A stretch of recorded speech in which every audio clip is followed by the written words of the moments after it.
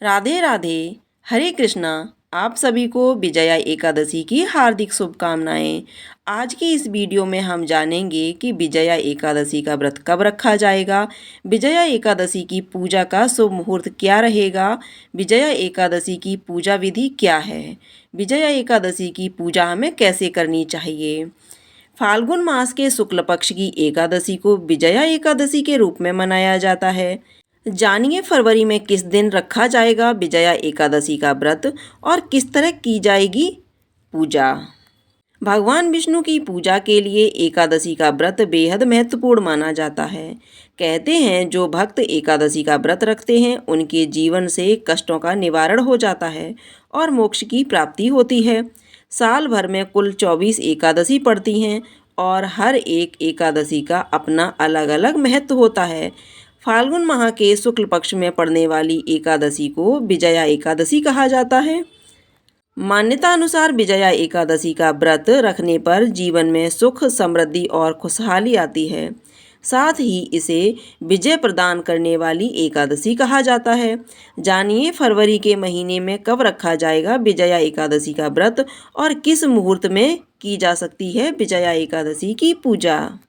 पंचांग के अनुसार फाल्गुन मास के शुक्ल पक्ष की एकादशी की शुरुआत 23 फरवरी की दोपहर 1:55 पर हो जाएगी और इस एकादशी का समापन अगले दिन 24 फरवरी की दोपहर 1:44 पर हो जाएगा।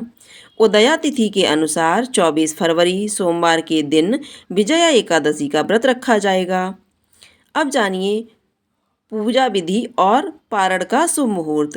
विजया एकादशी की पूजा का शुभ मुहूर्त रहेगा 24 फरवरी की सुबह 6:51 से सुबह 8:17 के बीच में। मान्यता अनुसार एकादशी के व्रत का पारण अगले दिन किया जाता है।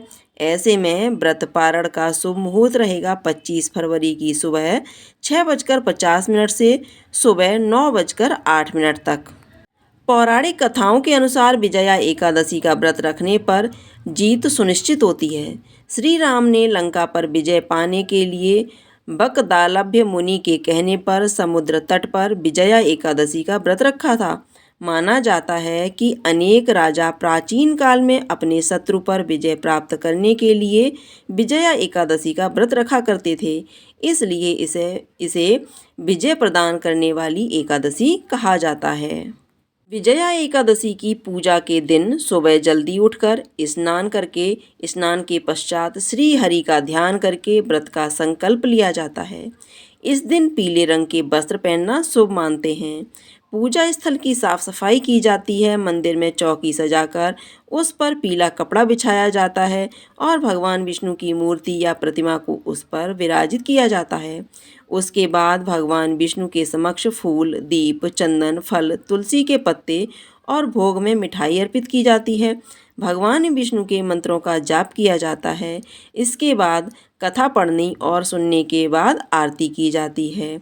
इस तरह से कथा पढ़ने और सुनने के बाद दोनों हाथ जोड़ करके भगवान से प्रार्थना करनी चाहिए, क्षमा याचना मांगनी चाहिए कि हे प्रभु, मैंने आपकी पूजा सच्चे मन से की है, मेरी पूजा में जो भी गलती रही हो, क्षमा हुई हो, उसे क्षमा कर दीजिएगा। इस तरह से भगवान से हमें प्रार्थना जरूर करनी चाहिए। कथा करने के बाद, आरती करने के बाद, प्रार्थना करने के बाद भगवान के सामने नतमस्तक होकर के अपने किए हुए पूजा को स्वीकार करने के लिए आग्रह करना चाहिए कि हे प्रभु, मैंने आपकी पूजा सच्चे मन से की, मेरी पूजा को सफल करना।